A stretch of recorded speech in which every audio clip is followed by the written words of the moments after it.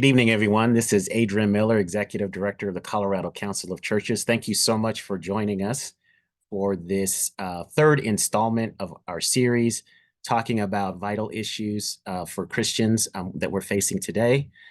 So today, we're going to talk about why Christians should know about Islamophobia. The first installment of our series was on Christian nationalism. The second was on anti-Semitism. And so we're grateful to have this presentation tonight. What we will do after this presentation tonight is we will make this available on our YouTube channel as with the other two presentations, and then we will send it out to folks if they want to do an adult forum series or a Sunday school series or some kind of church series. They can have access to all the videos. After our guest speaks tonight, we will have question and answer. So if you have questions, feel free to just put them in the chat, or if you want to hold them until after we are finished, that will be fine as well. So thank you for joining us tonight. So now it's my pleasure to introduce our speaker. Our presenter is Ahmed Salih. Salih is a volunteer khateeb, a person who delivers the Friday sermons at the Islamic Society of Colorado Springs. Salih works as a biology tutor at Pikes Peak State College. The Islamic Society of Colorado Springs is a religious organization that engages in religious and charitable nonprofit activities with the purposes of providing Islamic religious and social services to the Muslims of Colorado Springs and El Paso County, thus providing a forum for understanding and communicating the message of Islam. All right, Brother Salih, we'll turn it over to you. Good evening. Thank you so much for having me, and I will introduce you with the Islamic greeting, which is Assalamu alaikum, which translates to peace be upon you. So thank you so much again for having me. It's my pleasure to be in such a great event so that we can share ideas and we can share our thoughts and concerns, especially in today's daily news. That is, sometimes it gets aggravated, sometimes it gets cooled down. So I would like to start by gratitude for hosting me tonight to give me the opportunity to shed lights on one of the most challenges that a Muslim can encounter whether in the US or in a Western world or even in different parts of the world.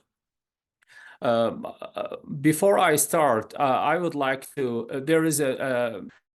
There is a specific verse in the Quran that I would like to quote tonight. It's going to be short, but it summarizes and clarifies many aspects of our talk for tonight. It is in a chapter called The Originator, where the Almighty says that, and no bearer of burdens will bear the burdens of another. And if a heavily laden soul calls to its load, nothing of it will be carried, even if he should be a close relative. Then fast forward in another verse, he says, not equal are the blind and the seeing, nor are the darkness and the light, or the shade and the heat. Meaning that once in this life, every one of us will be held accountable of what he or she does, whether good, and then he will be praised for, and whether bad, and he will be held accountable for. In this life, we see that people who do good deeds, they will be given the chance to be praised in this life and in the hereafter, and the opposite is correct. That's why we have like a jailing system, stuff like that, so that every person pays for what he or she does, if it is wrong, of course. So in terms of Islamophobia and what happened like in for example, the 9/11 incident, and what happened even prior to that and after that, I will start by defining the term, and then we will go from there. So Islamophobia, which is defined as a fear or hatred and discrimination or prejudice and biases against Muslim practitioners, because it's not every Muslim practices Islam. We have Muslims that they are just Muslims because they are born Muslims, but unfortunately, and this applies in all faiths. Practitioner of Islam or the Islamic religion. So the term appeared actually in French literature, and then it was it was like designed for like in the early 20th century, and it is for anti-Muslim sentiments and policies, and was popularized in English in the late 90s. Islamophobia is a type of xenophobia, which is fear of the foreigners.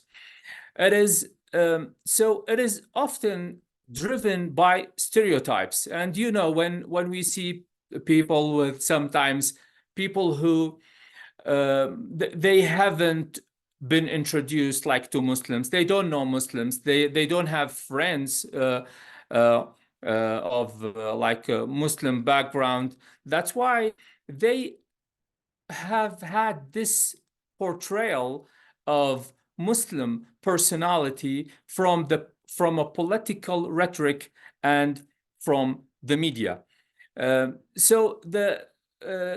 That's why sometimes we see people that they depict Muslims as people who like prone to violence. They don't know because they haven't been a friend of some of them. Of course, we know that in every sect there is the good and the bad. So the consequences of Islamophobia include social exclusion, marginalization, and significant and adverse and profoundly impacting on the mental and physical well-being of Muslims. This is just the beginning of the term Islamophobia.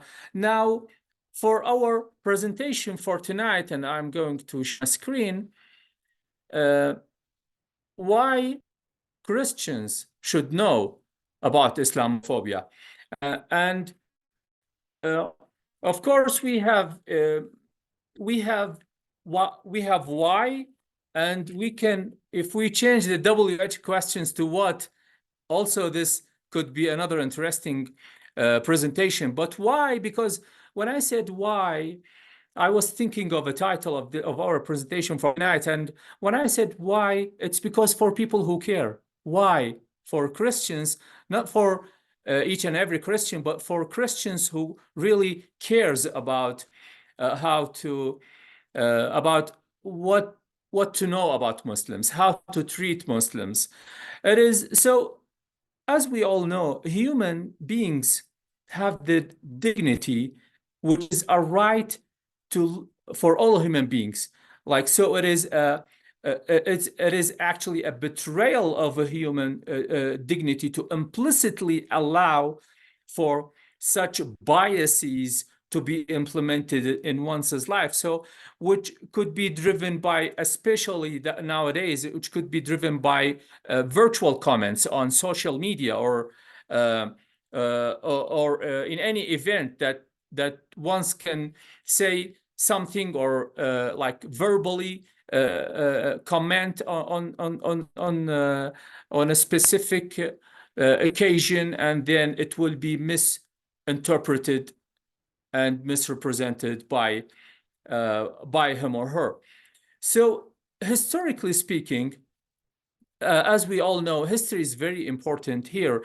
It is without history, we cannot understand the past in order for us to understand the presence, we need to understand the past.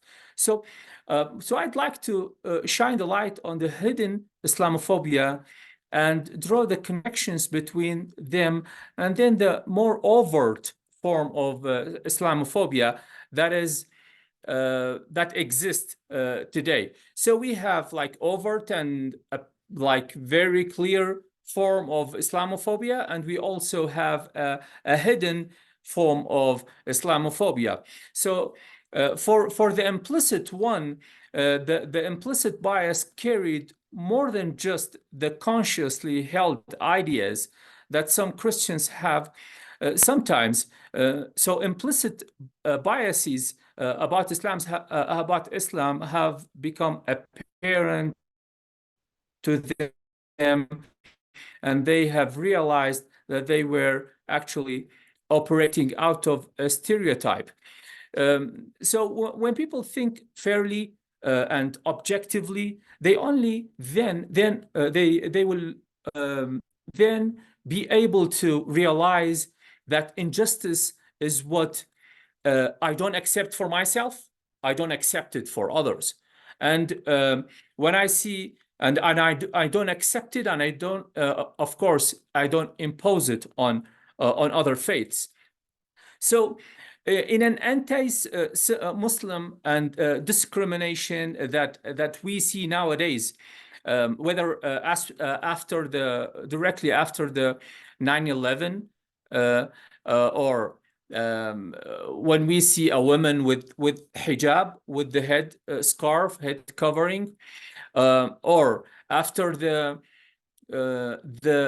2017 Muslim ban of certain countries from coming to the US, we do not only fear the incidents themselves, but we fear the backlashes of what is going to follow those incidents, because it could be, I know that it is, and we all care about what happened in 9/11, because so many people lost their lives and so many innocents that they were just like, they were like scapegoats of something that that happened on that specific day, which was tragic for the entire world, for people, again, for people who care.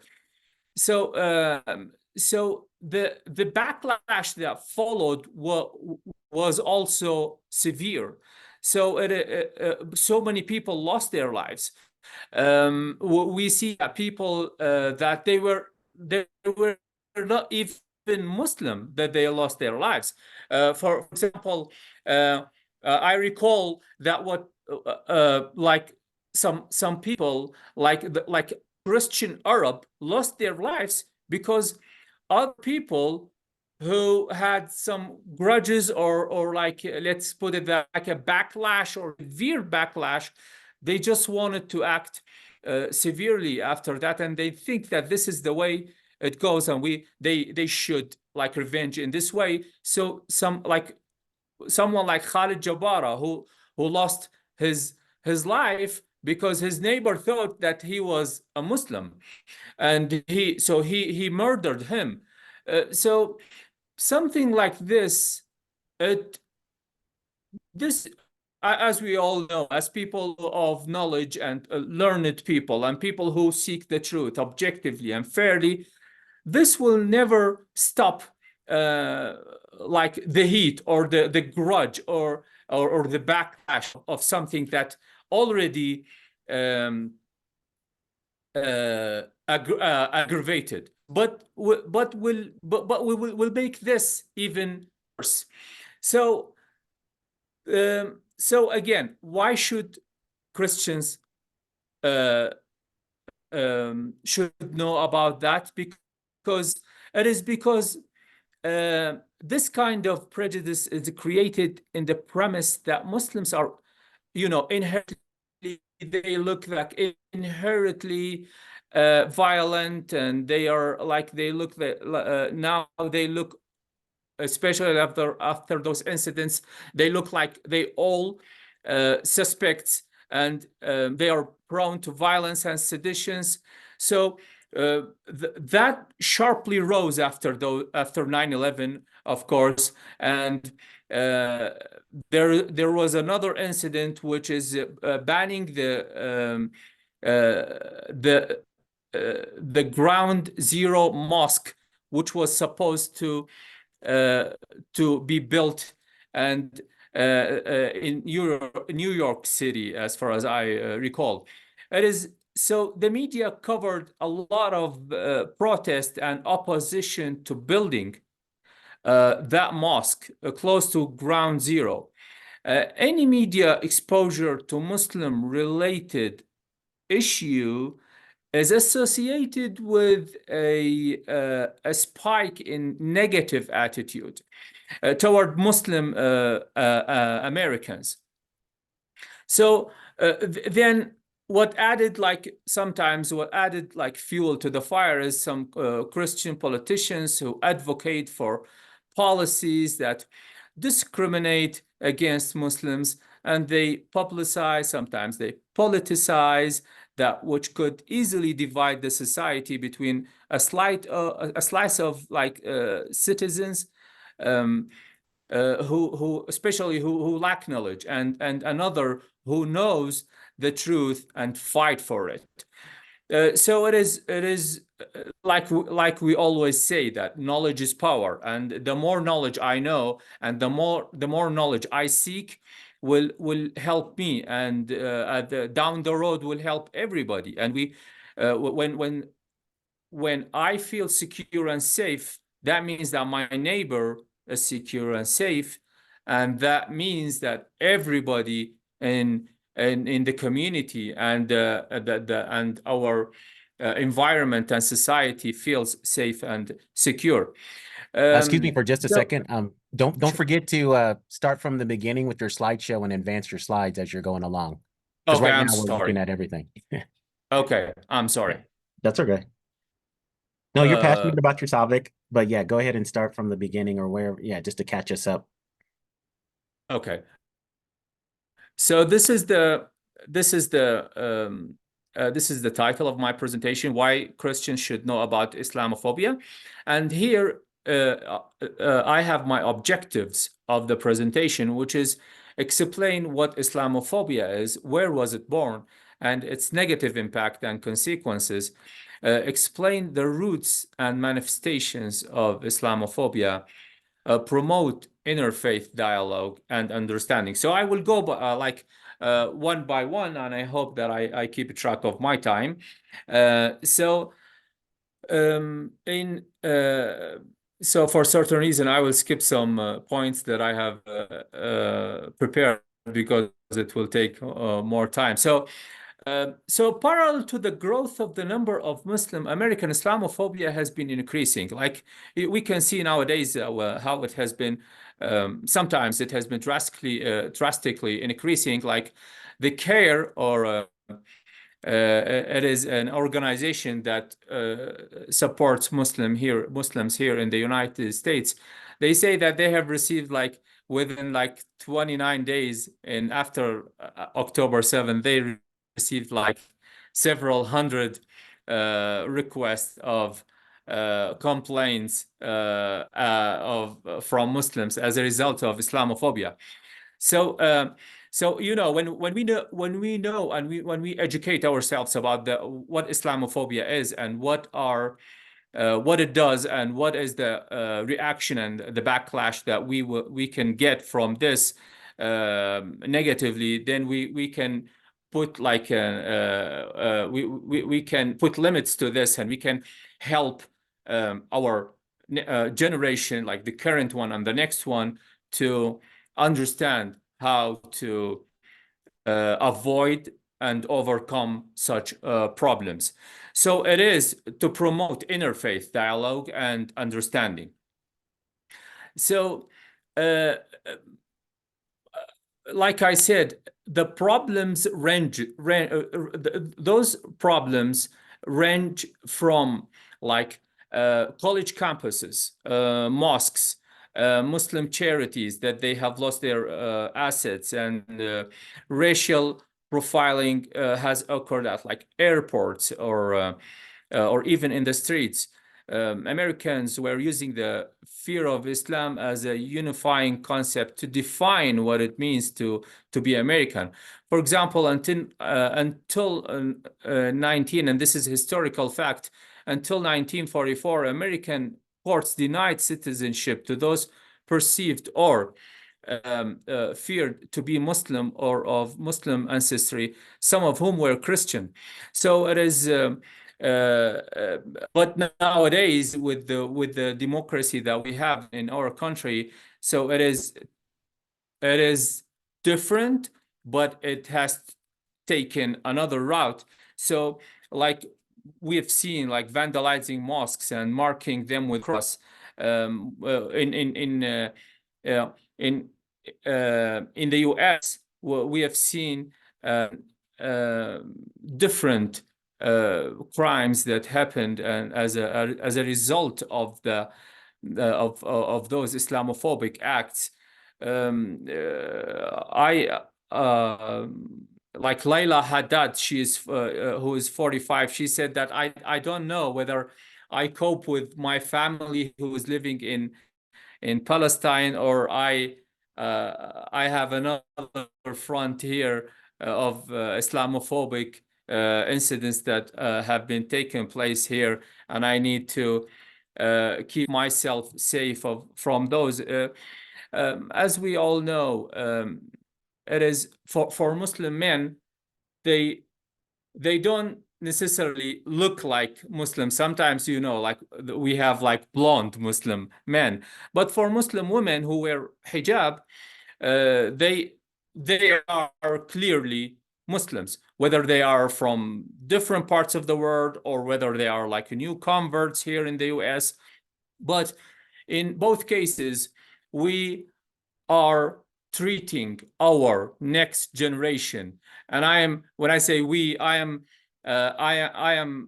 putting myself in the shoes of Americans in general, that teaching and educating the next generation that when somebody has a different faith, it's okay, and we're accepting them. Like, and I'm sure that like most of the people here do, and they understand that. But we see like a small percentage of people who do not know, because they do not even have like Muslim friends. They do not know, like, for example, in the month of Ramadan, when we practice fasting, and by the way, we are fasting even nowadays. We have 9 days that we are fasting as well, from before sunrise until sunset. So in the month of Ramadan, when I share that with some of coworkers, they do not even know what Ramadan is. So sharing that will pave the way for coworkers, for neighbors, for friends, for classmates, to understand what Islam is, and what and even sometimes when I educate or speak to people about like Ramadan and what are the advantages of a human being to fast. I know this is like out of the scope of our meeting tonight, but it is just something that I would like to share with you. So this is part of Islamophobia, in the sense that why do those people like do this and do that? So to educate and to know about all those facts, it's always good, so that we understand one another, and we know and we educate our next generation. So one study, and I will just keep track of my presentation. So before I delve into some studies, so uphold principle of love and acceptance, like what I just shared, and debunk. So it's always good to stop like the stereotypical claims made about Islam. So and provide practical steps for Christians to combat Islamophobia, and of course that will be facilitated through knowledge. And when we know something, we will feel comfortable with. But when we don't know, like when we are new to a culture, when we are new to a language, when we are new to a country, of course, we have this fear that how am I going to approach this? How am I going to understand this? So it's always good to know, and this is exactly what we are discussing tonight. So, and also foster a more inclusive and harmonious society and share a Muslim perspective to bridge understanding and empathy.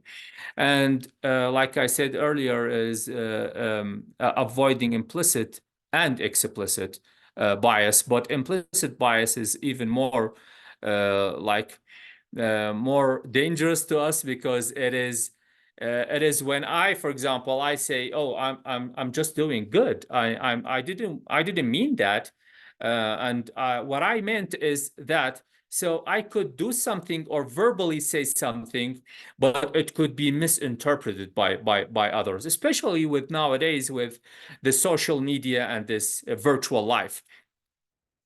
So this is the term Islamophobia that we just talked about. The roots and history. It is a it's a medieval Europe, and it's a very old term. I know the term is new, but the act was old, and it belongs to the 11th to the 13th century, in the time of Crusaders, and then in Spain and what is called Reconquista in Spain, that was. So it was the expulsion of Muslims from Spain, which happened in 1492. So I'm not going to go through all of these, but I have something more important, which is like some studies that which was very interesting, that even Islamophobia affects negatively Muslim well-being, and that's an interesting research that I just read today. So we all know about what happened in September 11, and after that, the rising of hate crime. And I don't want to repeat myself here, so I would like to talk about some studies that I have collected here. Is that one study showed that when subjects or people were exposed to news stories that were negative about Muslims, they become more accepting of military attacks on Muslim countries, and also policies that curtails the rights of American Muslims. And we all know when something happens on the other part of the world, then it reflects negatively, of course, if it is like a war or something, because we all know that war could negatively affect the entire globe. And it is a virus that affected negatively the entire globe. So how about a real war that we all know it could reflect negatively on each part, on all parts of the world. So so now this isn't just academic. So one study found that 80% of news coverage about Muslims and Islam is negative. So, and studies show that Americans say that most don't know a Muslim. So anti-Muslim tropes are instrumental. Like we know what's happening nowadays in the Israeli-Palestinian situation.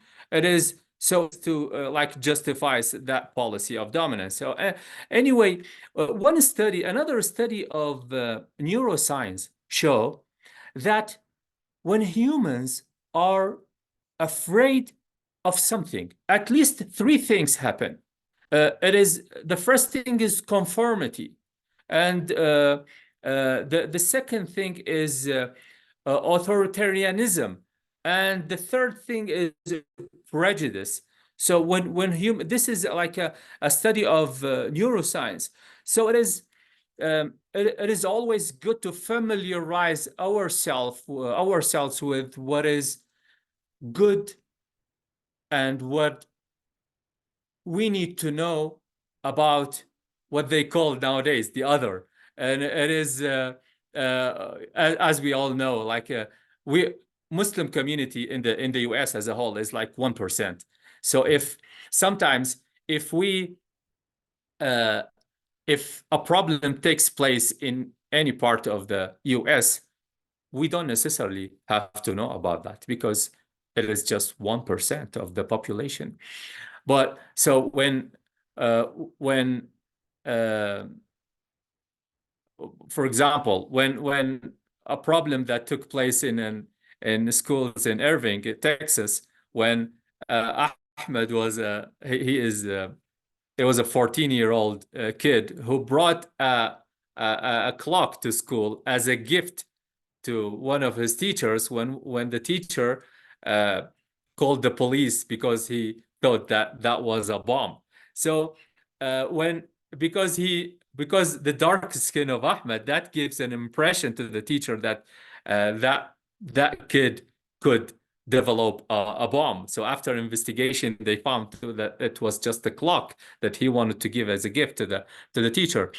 And we all have heard of what happened after October the 7th when the landlord stabbed the 6-year-old boy 26 times, and he stabbed and killed him. And then, meanwhile, when the mother showed up, she was also stabbed a dozen times.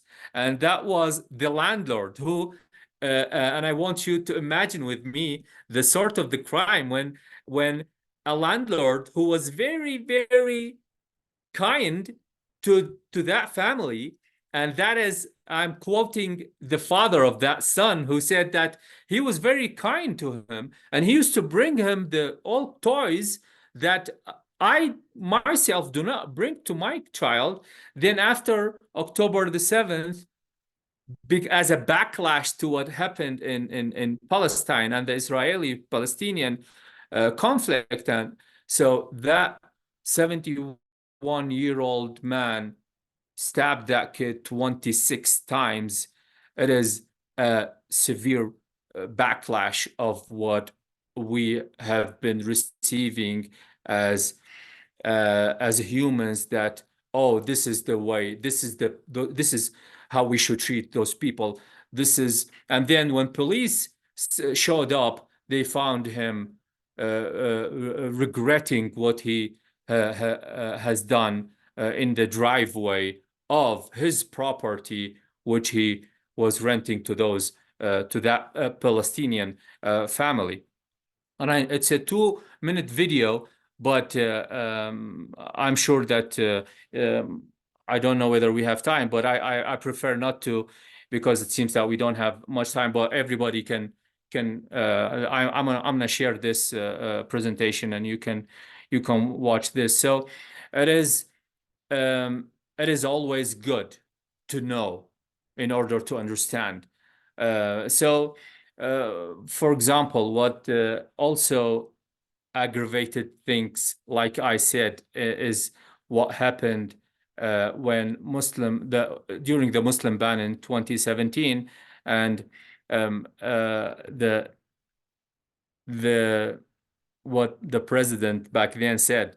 He said that Islam hates us. So I want you to think with me, like if a president says this, what kids will perceive from this statement.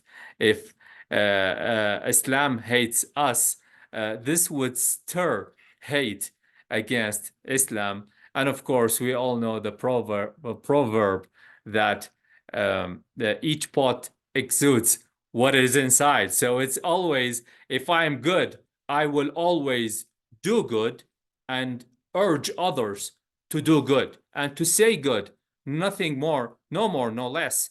And if I have grudges and hate inside, so then I will try to say that, and it will be reflected in my actions. So some of these, and I am going to talk about another thing that I have noticed here as in the US. So sometimes you see, like I am a khateeb here in town, and when I lead the prayer, and when we are following a leader who is leading a prayer, we see sometimes something very funny, like somebody is sent to listen and see what Muslims are doing in town. So they, for example, this is very funny that took place like 3, 4 weeks ago when, at the end of each prayer, we say Assalamu alaikum to the right, peace be upon you. Then we say Assalamu alaikum to the left, peace be upon you. And it seems that that young man was not enough to practice this so that he replicates what the other people right next to him is doing. So he started by the left. So some programs of, some people are sent to just like see what Muslims are doing. I don't think that this is like, it is wise. But anyway, so it's these programs around the country are actually looking to stir up troubles and lure Muslims, unfortunately.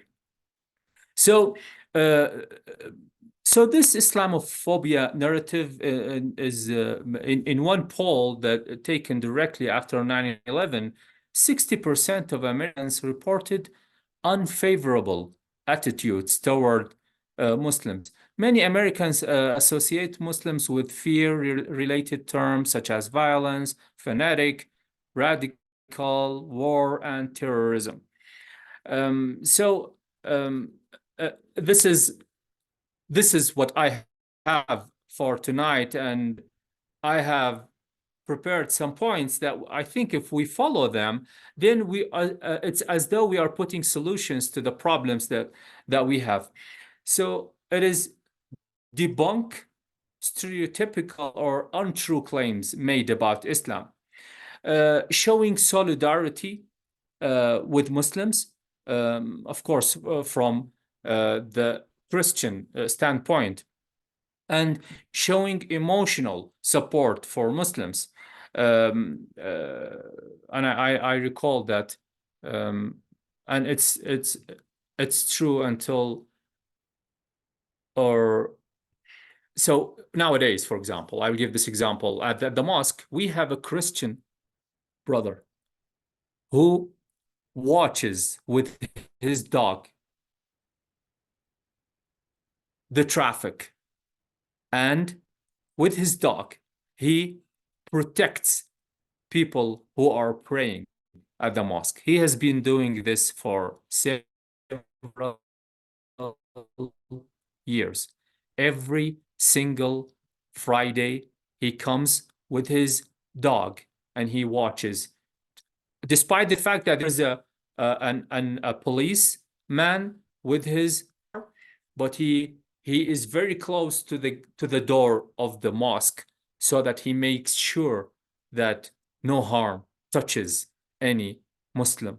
And of course, when it touches any Muslim, of course, it will never touch any Christian in the neighborhood or in the country as a whole. So emotional support for Muslims, especially in the time of attack or Islamophobic narratives. And this, I like this quote, and I will conclude with this, and I'm ready for your questions. But communication is the antidote to fear, and tentacles of hate can reach a broad audience when they are merely a click away.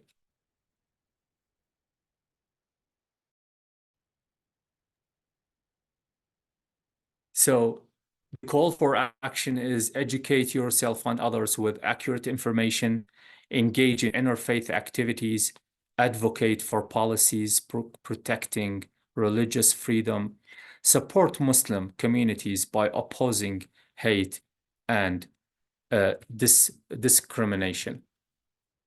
Thank you for listening, and I'm ready for your questions. Okay, if you could keep the presentation up. My first question is actually one of your earlier slides where you go through stereotypes about Islam and Muslims. It's I think it was number 11.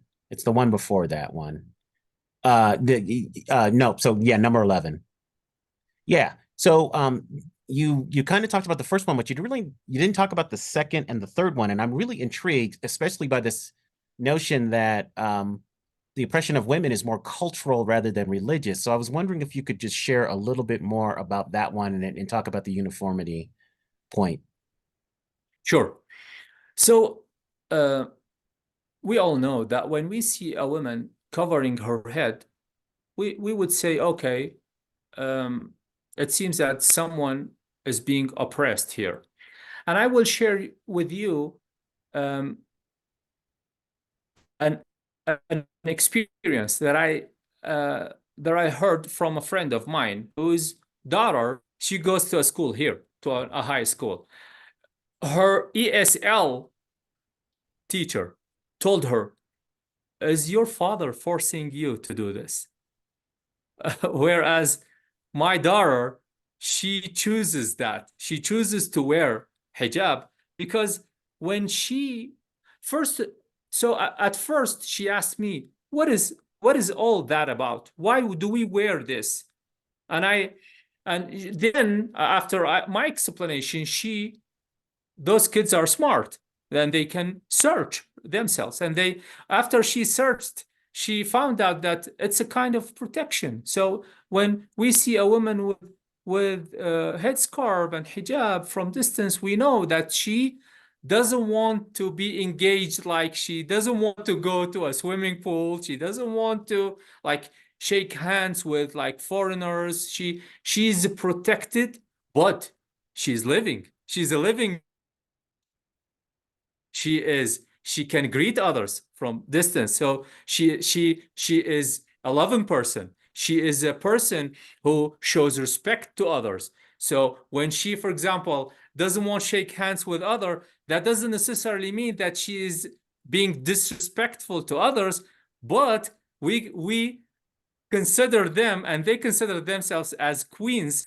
That's why they look like they are oppressed, but in fact they are not. They love the way that they're living in peace with themselves, but they go to work and they earn their living and they teach their kids and they show love and respect to others and they smile.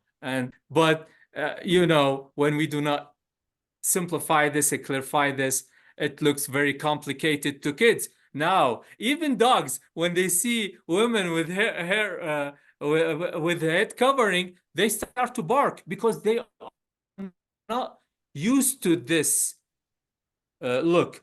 But when they get used to it, you see them like they calm down because they see something very familiar.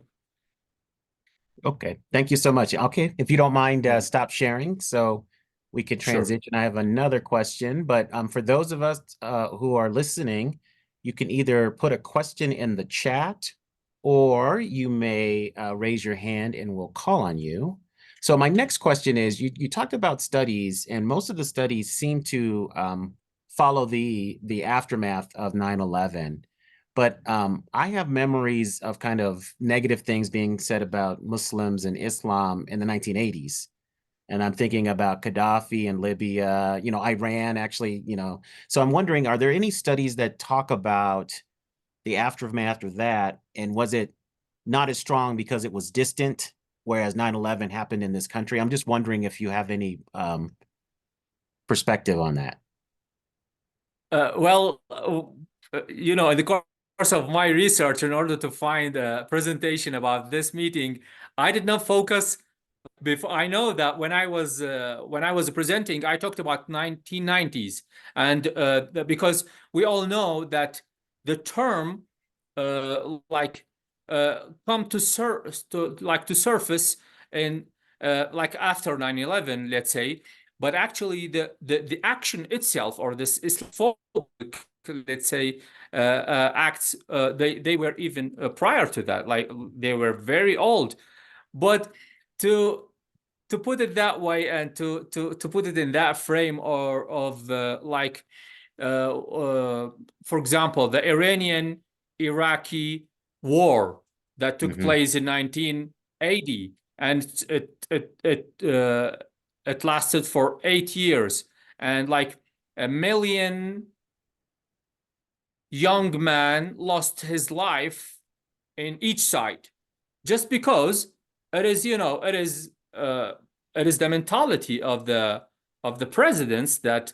But if we think of it, none of the presidents sent their sons to fight in the battlefield, but they sent only poor people to fight each other and to kill each other. So from an Islamophobic perspective, let's say, it is uh, war is Islamophobia. I can just like explain it that way. But other than that, I don't think that.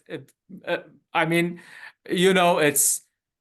Uh, I wanted to focus on how Western society perceive Muslims. That's why I couldn't like talk about, for example, Gaddafi or Saddam Hussein, or like Shah or Khomeini, or what they did in that like 30, 40 years ago. So, but if you have like specific question, I can definitely answer that. Okay. Oh, no, I know you only have a certain amount of time to do this stuff. I was just wondering if you were familiar for any studies, because to me, it would be really interesting to see what studies were showing in the 1980s and 90s before 9/11, or if because 9/11 happened here and was so dramatic and was, dominated the news and things, if that caused a spike. So I was just, if you knew, but if you don't have that Well, I can handy, I that's can fine. add just one sentence. Okay.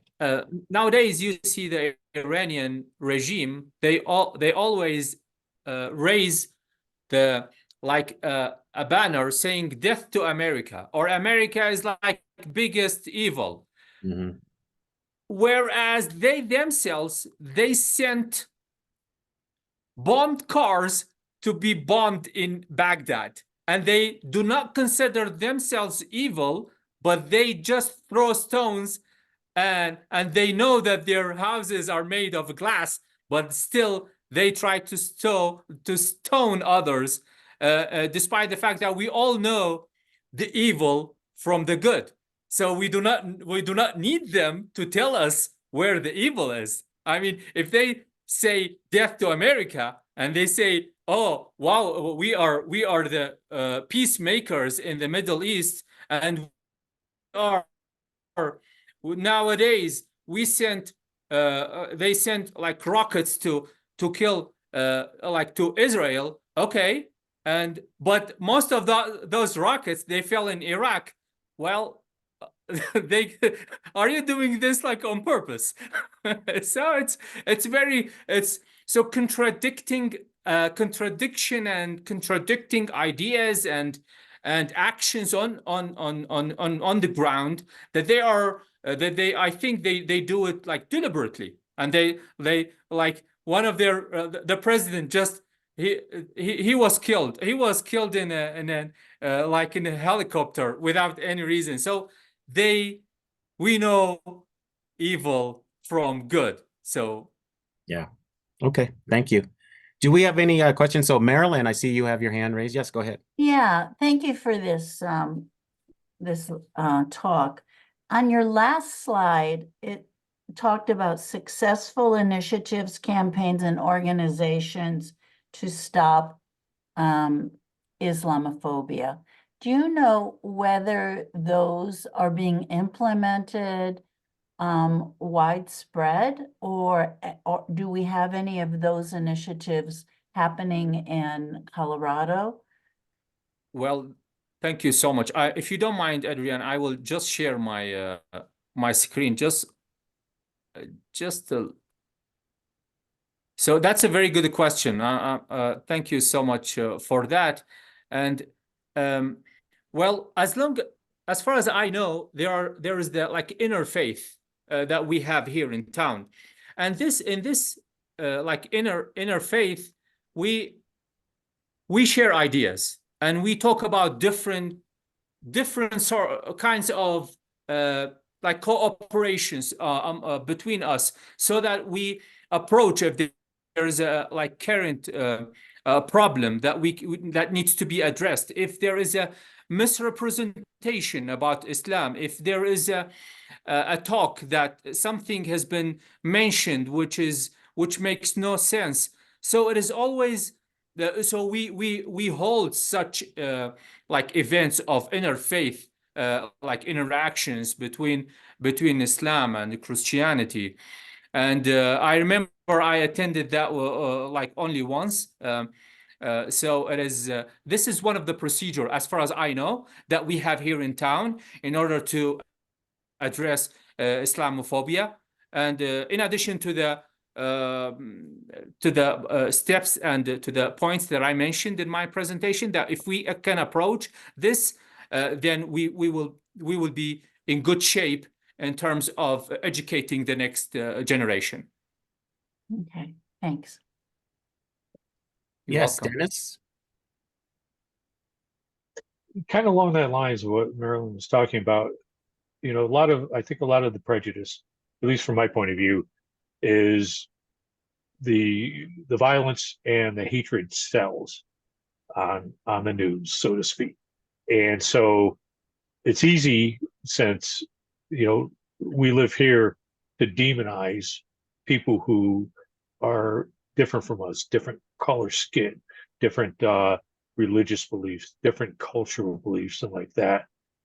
And I kind of draw upon the job. I work in software, and I work with a lot of diverse people. In one place I worked at, I had a team that worked for me. That one guy was from Indonesia, a Muslim from Indonesia. Another guy was a Muslim from Sudan. Another guy was a Hindu from India. And it was the best team I ever worked with, you know. But how do we get that across to people that, you know, Muslims are like anybody else? You know, they want to go to work, they want a meaningful life, they want to raise their kids, right? They want to put food on the table and a roof over their heads. And, you know, when you run into that prejudice of, oh no, you know, they're violent, they want to, you know, impose Sharia law here in the United States and all this other crap.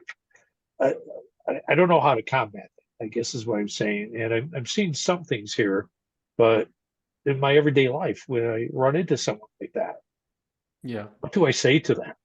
Thank you. Thank you so much for sharing that. And thank you so much for your question and concern. Well, this diversity that we have in the United States, it is very important that we know like the background of each one of them. You mentioned that there is a Hindu also among your team. It's not only someone from the Middle East or someone like a Sudanese brother or somebody who is from even if he is a Christian from the Middle East. So when we know their backgrounds, and when we know that those people, why did they come here to the US? Did they come here when we know that they do and they strive and they do their best in order to be a good citizen and a very successful father, and they are here for their kids if they do have kids, and they are very proud of themselves and their kids when they see their kids thriving and flourishing in the United States. This gives us an impression that those people are not troublemakers. They come here just like you and me to live in peace and to drive a good car and live in peace, have a good meal, greet others, smile, wave, do not have grudge. They do not have hatred. They just want to show peace because they know if they are believers. So from a believer perspective, whoever loves, and this is a saying by Prophet Muhammad, peace be upon him, and peace be upon Prophet Jesus. He says that whoever, you cannot be a believer until you love what you love for your brother. So when we understand this concept and we understand the mentality and mindset of those people, I know that in every society and community, there is the good and evil. We have people who are Muslims, but they do bad things. And at the same time, we have Muslims who want to share only peace. Thank you. Father Michael, did you have a question? Well, as you said, knowledge combats fear. And knowing a little bit about Islam, I've always admired the teachings of the Prophet, specifically the pillar of Islam to take care of the poor and to be there and lift them up. In my experience, our Muslim siblings do that a lot better than most people here in the US. So I mean, getting to know some of those things really serves combating Islamophobia. You were mentioning Interfaith Alliance. That's where I had the opportunity to get to know Imam Jodan, who is currently my representative in Congress. So it's really wonderful to have worked with somebody on the side of justice for everybody and really put faith into action. Thank you so much for your kind words, and thank you so much for sharing that with us. We really appreciate that. The Almighty says in one of the chapters that Allah invites to the house of peace. That's in the chapter entitled Jonah in the Quran. Okay. Allah invites to the house of peace. You know, jumping off from something you just recently said, I don't think a lot of Christians really know what Islam teaches about Christianity. So maybe that's a starting point to just show those connections and that common heritage. Because yeah, I mean, I personally, I don't know. I know that, you know, Jesus is considered a prophet or a teacher or something like, you know, I know rudimentary things, but not a lot. So maybe that could be a starting point. What do you think about that? Thank you so much for bringing that up. We love Jesus as much as we love Prophet Muhammad, because when I mention his name and when I mention the name of Prophet Muhammad, peace be upon all of them, I cannot hold my tears, because those people, they sacrificed their lives for us.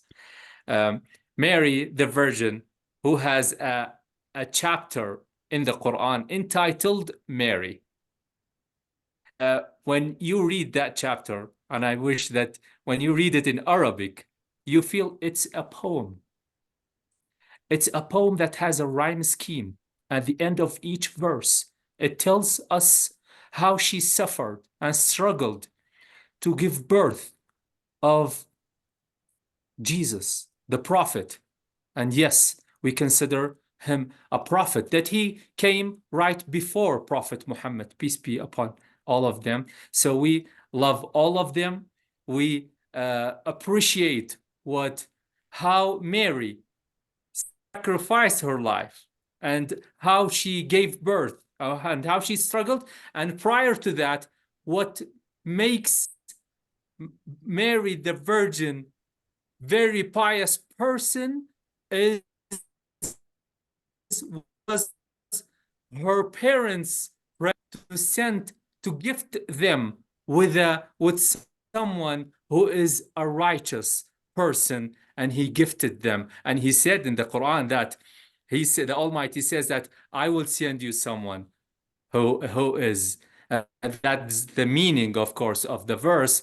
But they received they received that gift, and then that gift has given us another gift. And by the way, we in Islam believe that Prophet Jesus is the only prophet who is alive now, and he will be sent on earth again to spread peace. Even Prophet Muhammad, peace be upon all of them, we believe that he died at the age of 63. But for the Prophet Jesus, peace be upon him, he is alive, because in the Quran, Allah Almighty says that they did not kill him. We elevated him. So that's our belief in the Prophet Jesus, peace be upon him. Thank you. Thank you so much. Well, we're at the hour mark. Unless there are other questions, I will wrap this up by thanking you for the gift of giving us more understanding about Islam and Islamophobia. And if you will extend some grace, I want to practice my very rusty Arabic by saying shukran. Afwan. Okay, I said thank you for those who don't know. So thank you, Ahmed. We really appreciate your time. We will definitely get your presentation. We've recorded this, so we'll download it and we'll make it available to others who weren't able to join us tonight. So we thank you for blessing us with your time. Thank you. And your expertise and your knowledge, and for sharing with us. Thank you so much for listening. Again, really appreciate you. All right. Again, Ahmed Salih out of Colorado Springs, our brother from the South. We'll have to come see you sometime. And I'm Adrian Miller again, with Executive Director of the Colorado Council of Churches. Thank you for joining us tonight. And once again, we will provide this recording and then also provide the other 2 recordings so that you have the series if you'd like to share it with your congregation, or if you missed any of the previous ones, you can have further learning and understanding. So blessings to you all, and I will say good night. Thank you. Thank you. Assalamu alaikum. Good night.